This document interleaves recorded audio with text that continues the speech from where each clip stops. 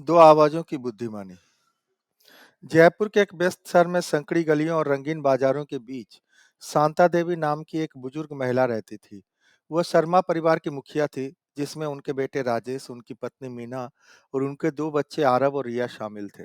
शांता देवी हमेशा संतुलन की शक्ति में विश्वास रखती थी और अक्सर कहती थी, एक घर तब बढ़ता है जब वह धूप और बारिश दोनों को अपनाता है। राजेश एक सफल व्यापारी थे, जो शहर में अपना टेक्सटाइल का कारोबार चलाते थे। वह मेहनती थे, लेकिन आलोचना को स्वीकार नहीं करते थे।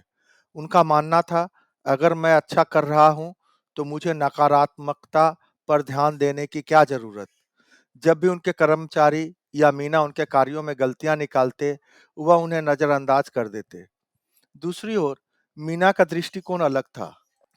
वह घर को संतुलित तरीके से संभालती थी और हर सलाह को ध्यान से सुनती थी, चाहे वह उनकी सास, दोस्तों या उनके बच्चों से ही क्यों न आई हो। एक शाम जब परिवार डिनर के लिए बैठा था, तो आरव ने क्रिकेट अभ्यास के बारे में बात की। मैंने आज अच्छा खेला, लेकिन कोच बार-बार मेरी गलतियों को बता रहे थे। वह नाराजगी से बोला। शांता देवी मुस्कुराई। यह तो बहुत अच्छी बात है बेटा। आरव हैरान था। अच्छी बात? आलोचना अच्छी कैसे हो सकती है दादी? मीना ने प्यार से बेटे के कंधे पर हाथ रखा। क्योंकि यह तुम्हें बेहतर बनाने में मदद करती है। ठीक वैसे ही जैसे फूलों को खिलने के लिए धूप और बारिश दोनों की जरूरत होती है। कुछ महीनों बाद राजेश के व्यवसाय में गिरावट आई। पास में एक नया प्रतियोगी आ गया था, जो कम दामों में बेहतर डिजाइन दे रहा था। ग्राहक धीरे धीरे दूर जाने लगे और मुनाफा कम होता गया। कर्मचारियों ने बदलाव सुझाए, मीना ने सलाह दी, लेकिन राजेश ने सबको नजरअंदाज कर दिया। मैं इतने सालों से यह व्यापार कर रहा हूं, मुझे पता है कि क्या सही है, उन्होंने कहा। लेकिन हालात और बिगड़ते गए।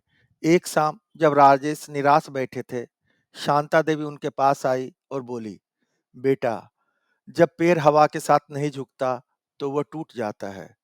तुमने सिर्फ तारीफ सुनी है और चेतावनियों को अनदेखा किया। अब बदलाव करने का समय आ गया है।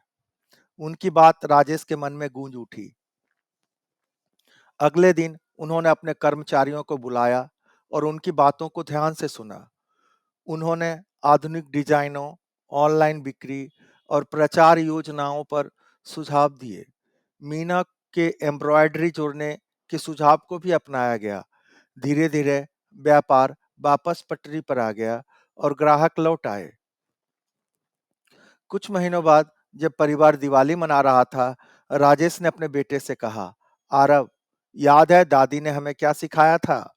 तारीफ हमें आत्मविश्वास देती है, लेकिन आलोचना हमें सुधारने में मदद करती है। क्रिकेट हो या व्यापार, जिंदगी सीखने का नाम है। शांता देवी गर्व से मुस्कुराई। बस यही आगे बढ़ने का रहस्य है बेटा। जीवन में आगे बढ़ने के लिए हमें तारीफ और आलोचना दोनों की जरूरत होती है। जैसे फूलों को खिलने के लिए धूप और बारिश दोनों की आवश्यकता होती है, वैसे ही हमें प्रेरणा और सुधार की दिशा दोनों से सीखने की जरूरत होती है।